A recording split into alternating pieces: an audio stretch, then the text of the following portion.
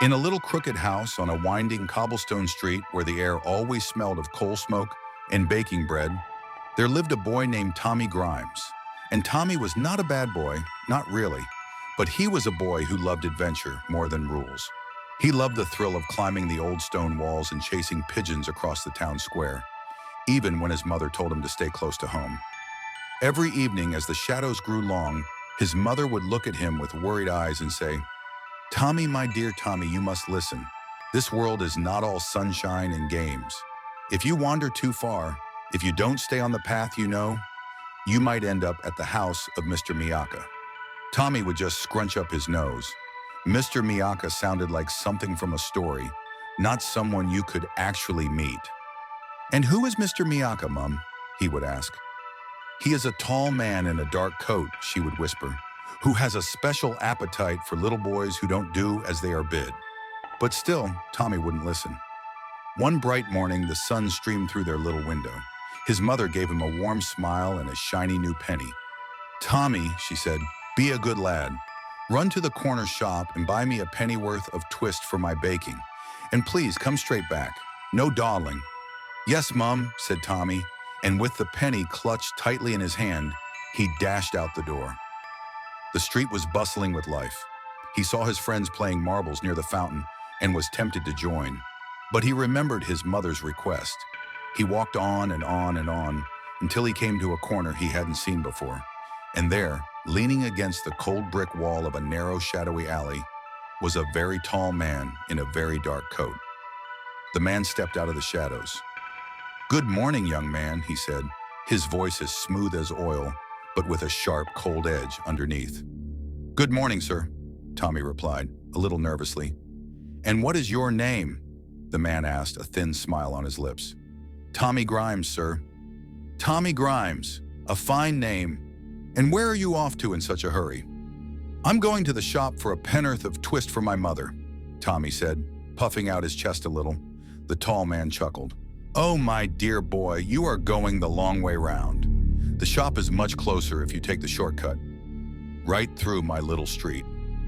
He gestured down the dark, narrow alley. Tommy hesitated. He remembered his mother's warning, but the man seemed, well, not friendly, but helpful, and a shortcut sounded like an adventure. "All right," Tommy said, and he followed the tall man into the gloom. Of course, this man was none other than Mr. Miacca. They walked and they walked, past leaning buildings with windows like dark, watchful eyes. The happy sounds of the main street faded away. Finally, they stopped before a tall, thin house with a heavy wooden door.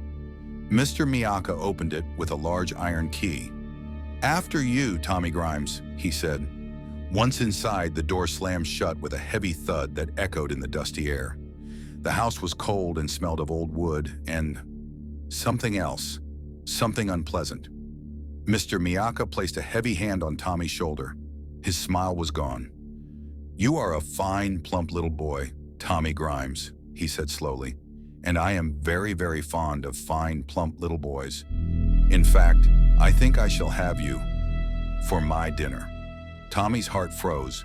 His mother was right. Mr. Miacca was real. Before Tommy could scream, the tall man picked him up, carried him into a dark pantry, and sat him on a high, dusty shelf. "Now you just wait there," Mr. Miacca snarled. "I need to fetch some wood for the fire. We must have you cooked just right." And with that, he left, locking the pantry door behind him. Tommy sat on the shelf, his legs dangling.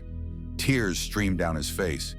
He thought of his mother, of his warm bed, of the penny still clutched in his sweaty hand. He had been so foolish. Suddenly, he heard a humming sound. The pantry door creaked open, and a woman who must have been Mrs. Miacca peered in. "Oh my," she said, looking at Tommy. "What a delightful main course. But you know, a good meal isn't complete without a pudding. I think I'll just pop out and buy some plums. I won't be a moment." And she too left, leaving the pantry door unlocked. This was his chance. Tommy's mind raced. He couldn't just run out the front door. They would catch him. His eyes darted around the dark pantry. He saw a huge black cooking pot sitting by the cold fireplace, and on the shelf next to him was a thick, heavy leg from a broken wooden chair. An idea sparked in his clever mind. Quick as a flash, Tommy scrambled off the shelf. He picked up the heavy chair leg and, with a great splash, dropped it into the big cooking pot. Then he looked up. The chimney. It was dark and sooty, but it was a way out. He scrambled into the fireplace and began to climb, his hands and knees scraping against the rough bricks.